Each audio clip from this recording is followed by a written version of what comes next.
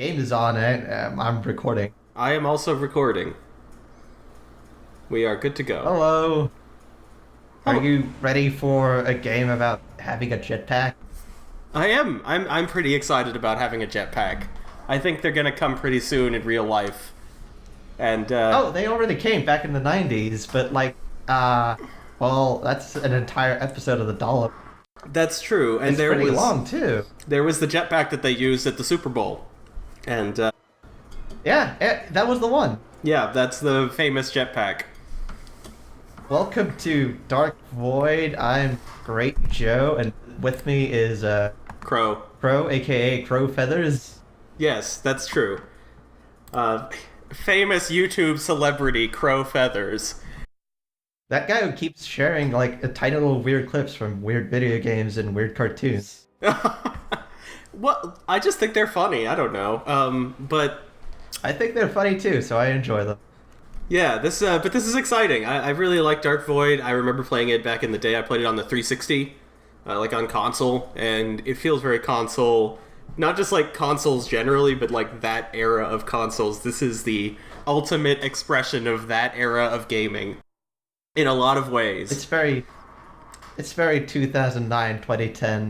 The first I learned of this game, I was playing another great video game about moving differently from Capcom called Bionic Commando. Yes, And it yeah, had a little poster, and pretty much, I think it was in like one area of that game.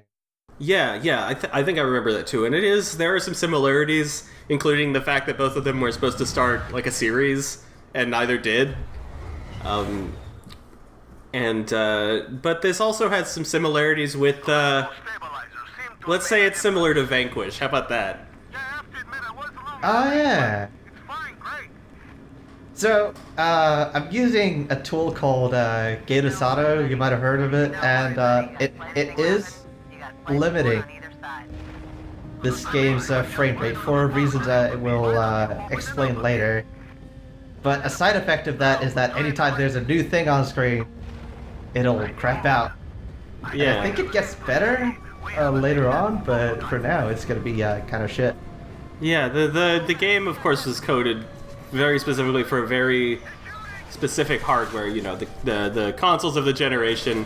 You can play this. I can't even run this game because I have an AMD card, and it will not work. Oh, Because for a brief period, Unreal Engine did not work properly on AMD cards, and they have never fixed that. So, like, this game and, like, Last Remnant, all the shadows get, like, all messed up, and I have to turn them off, like, in the config file and stuff like that, and it's very sad because I would love to play a bunch of crappy Gears of War ripoffs again, just like back in the day. like Last Remnant. Yeah, Last Remnant's really a Gears of War ripoff fundamentally. No, but like this and Oh man. I wish I could play all the Gears of War games again. I know that's like lame to say that, but it's true. Gears of War 3 is Do really you want to fun. play? What about the PC version of the first Gears of War, the one where there's a gigantic boss and it was entirely designed by people can fly? I have the I don't have the original Gears of War 1 for PC. I have like the remastered version, which is exclusive to the Windows 10 store, which is exciting. But I've got that, and I wish they would put 2 and 3 on the PC as well, instead of like just 4, the one that nobody wants. Nobody wants Gears of War 4.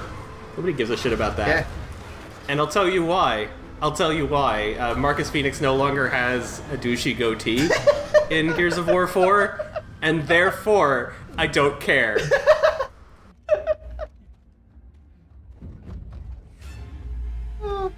So, this guy we were just playing, he's dead forever. Yeah, Marcus Phoenix was also never have a jetpack, but that guy was the lead character of Dark Void Zero, the very real tie-in video game released for the Nintendo DSi. That's correct. Dark Void Zero is interesting because they tried to pretend that it was like the original version of this game that they had worked on in like the 90s or the 80s or whatever, and like they had finally gotten to realize their vision. Yeah, for what was it? some sort of Nintendo arcade hardware that was like surrounding a an NES. Yeah, the Play Choice. The Play Choice 20. I love Yeah. it. Yeah, so they said it was like a game they had made for the Play Choice, and they didn't get to release it back then, and so here it was on your DSi, which of course was the new thing at the time, and then it got ported to some other things too. You can play it on PC, but it's weird. Yeah, it's a weird game too, but it's not very good. And I actually like Dark Void, the real thing, a lot, even if it sort of ends in a bad way. But That's for later. that's another So trend. here we have Seth Green Oh. or Tom Green. Yeah. Yeah. He's doing the radio, He's great. and he's here for all of two scenes. Spoilers, he dies. I know. It's sad. It would be great if he stuck around. Yeah. He should have been the protagonist. I would have been happy with Seth Green as the hero instead of... Yeah. Instead of this Seth guy. Green as a guy in the 30s with a big gun and a rocket pack. I'd play that. Yeah. You might say that this game is a little bit similar to The Rocketeer. You might make that comparison. I might. You might. And I will. Yeah. This game is incredibly Rocketeer. Yeah, and The Rocketeer is awesome, and this game is pretty good too. But yeah, like a lot of games at this time, the idea was like, we'll make a trilogy. It's gonna be awesome, and we'll make so much money. It's gonna get Mass Effect money, and it's gonna make Call of Duty money. Yeah, this is the next Gears of War. It's gonna be great. And then it wasn't. Yeah. But they weren't the only, like, these people weren't the only people who got caught up in that. Like, there was Too Human, remember? Silicon Knights. No, No, you don't remember that? I'll never remember Silicon Knights and their Too Human and their bastardization of Norse culture. Oh, that's right. I guess it would. It's your people. That game is exactly like Norse mythology in many ways. It's got Baldur and the Valkyries and Loki. It's so Norse. Not really. It's very Norse. More like That guy's dead. low-key appropriation of culture. Ayo. Yeah, but Anyway, so this guy, he was somehow hanging on to this part of this airplane, except it was angled even further down, and I'm very concerned about that. yeah, I Also, don't he has know. glowy bits. Movie. What about the He has glowy bits, and I have no idea why he has glowy bits or a gas mask. This must be one of those new Nazi technologies they're talking about, as you know. Shh. We don't say Oh, I'm sorry. the Nazi word. This must be one of those fascist technologies they're talking about these days. There are no Nazis. It's just fascists. We're just killing Mussolini's men in this game and talking about them. Nazis don't Yeah. exist. Just Italy, you know. The fascists. And the war might be started, even though we already had a war, the Great War, the war to end all wars. We don't talk about that in this game either, really. It's just like there was a war, maybe there will be another the war. It's weird because, yeah, like, it's not like the idea that World War II occurred is like a controversial topic. Like, it did. Everybody knows that. Yeah. Yeah, but like nobody was stepping into a world war until finally, like, Poland, and then in 3 more years. Well, sure, but like, I Pearl just Harbor mean, happened. it's weird that they wouldn't just say Germany or the Nazis. That they like have to keep it away from that. It's very strange. So they fall from a 2-story height, and they're Well, sure, they're video game characters. okay. Are you ready for this game to crash? Because it's gonna happen in the next cutscene. Joe, I think you're having some connection issues, maybe. Oh dang! Hope that fixes itself. Well, Or maybe I we'll am. see. I'll We'll check. see. So, grab a fallen weapon. Yeah, because you keep cutting out. Oh shit! You know how to handle that? I mean, Fair enough. That's fine. Well, it didn't crash. Yeah, at least the game didn't crash this time. We have tried to record this previously. We made lots of really great jokes, and we can't reuse them now. Yeah. But I don't remember any of those. Maybe something about Skype? I think I mean, Skype were existed.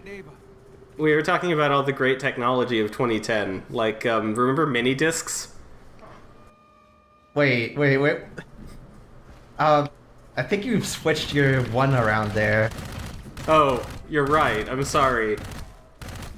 2001 was a great year for video games. Oh yeah. It kind of Yeah, was. Deus Ex. Yeah, Deus Ex is pretty good. By this time, Deus Ex had died, of course. It was killed by Invisible War and then Project Snowblind. But what were the big games at this time? I don't really remember. Like 2010, I guess Halo was still big and all those games. If you had a PlayStation 3, you were... One of your favorite Need for Speeds? Which one? Hot Pursuit. Oh, God. Jesus Christ, dude.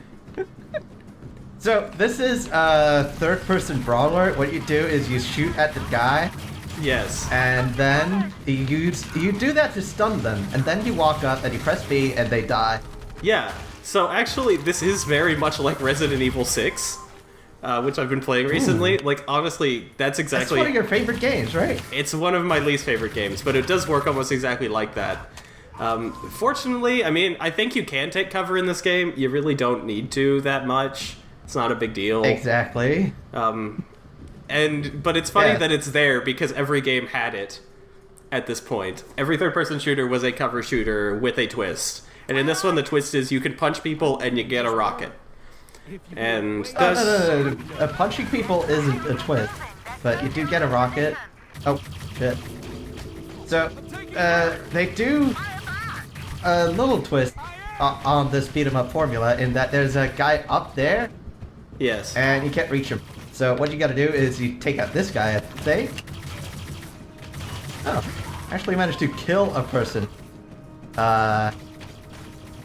You know, I think this is a consequence of my actually having, The frame limiter on? played... Yeah. No. I've played this game before, like, I didn't delete any saves, and I actually upgraded this gun. Oh, I see. So it's emergent gameplay is what it is. Definitely. You're seeing the consequences of your choices, just like in a BioWare game. I'm so sorry. But what usually happens is that it takes way too many bullets to kill a guy, so you use a few bullets to stun him, you walk up, and you kick him in the face. Yes. Yeah. And And that's how every encounter goes until you upgrade a gun. So I'm not really even regretting the fact that I upgraded this gun. yeah, that's fine. I remember it was kind of annoying from what I remember. I played this game a long time ago. I played it when it was new. Like, my roommate in college had a copy of this game.